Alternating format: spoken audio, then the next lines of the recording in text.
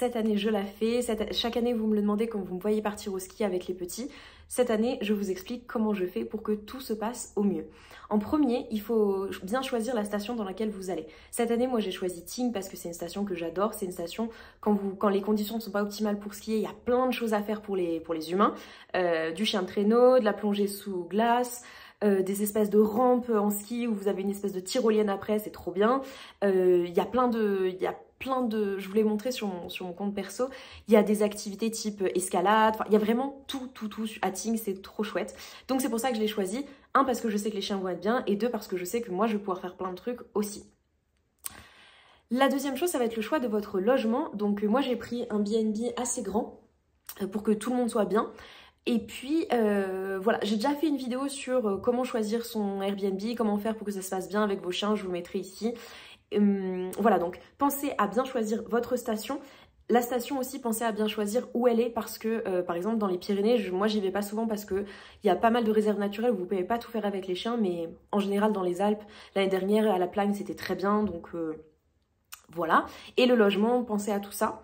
Première condition pour que tout se passe bien. Les pistes sont ouvertes en général de 9 h à 17 h dans la plupart des stations, donc ça veut dire que de 17 h à 9 h, vous aurez beaucoup moins de monde, beaucoup moins de skieurs, beaucoup moins de snowboarders partout, où vous pourrez plus facilement balader vos chiens sans qu'ils se fassent mal, sans qu'ils aient peur, sans que... voilà. À Tignes, c'est vraiment assez flagrant, à partir de 17 h, il y a plein de gens qui sortent avec leurs chiens, c'est trop chouette. Et voilà, donc du coup, ils vont pouvoir être en liberté, je vous mettrai des vidéos où ils sont en liberté dans la station. Parce que c'est hors des horaires.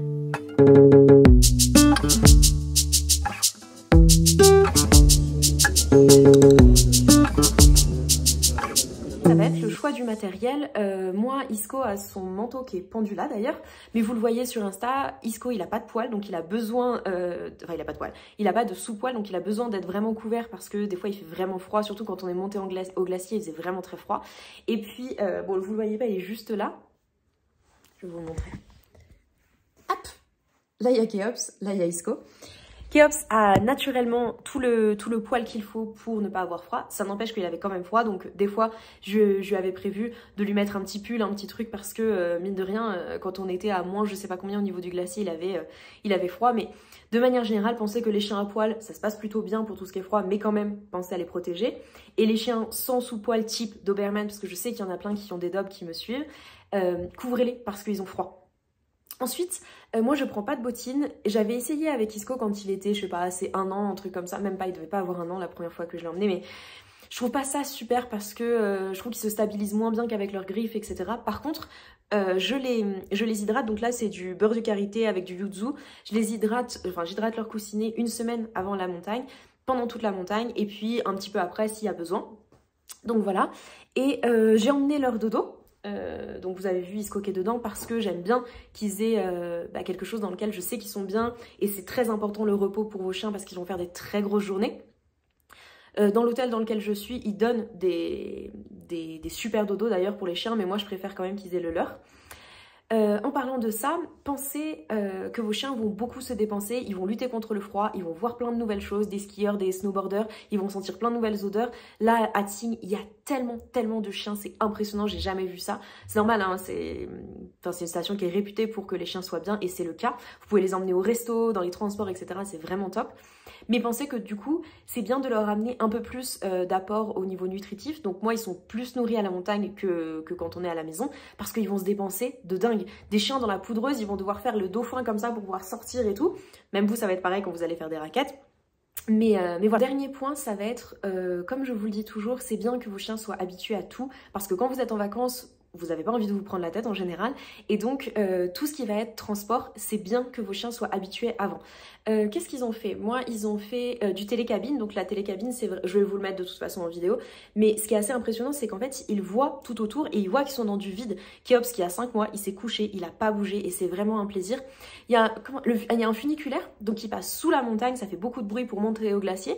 Pareil, pas bouger une oreille. La navette, pas bouger une oreille. Donc en fait, ça c'est important parce que il y a beaucoup de choses dans une station de ski qui sont nouvelles pour vos chiens si c'est la première fois que vous y allez. Donc essayez de les habituer au maximum à tout pour que ça se passe le mieux possible.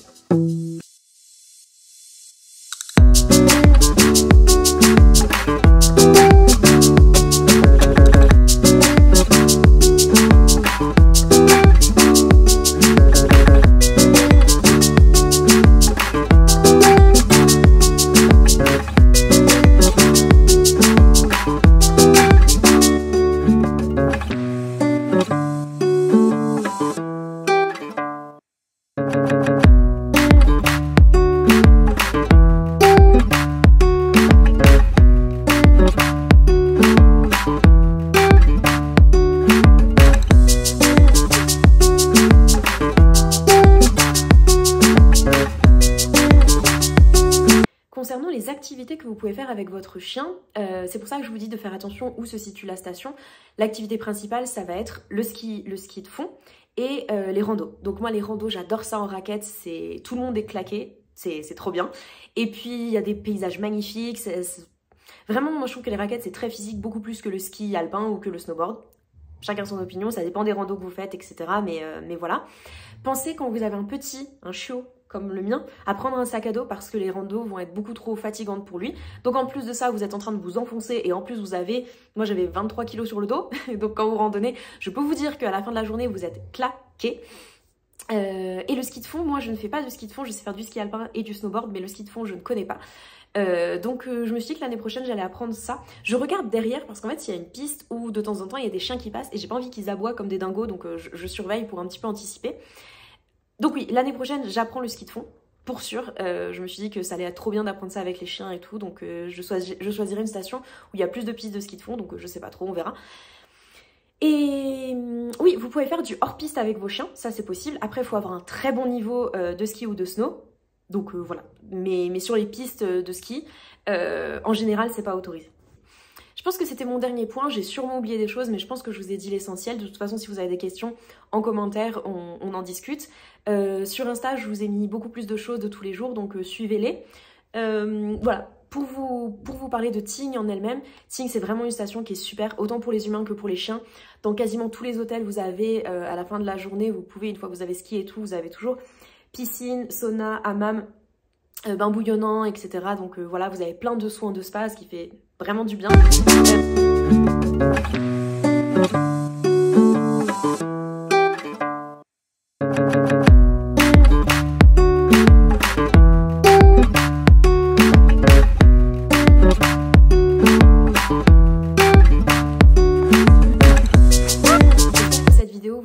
À préparer votre prochain voyage au ski.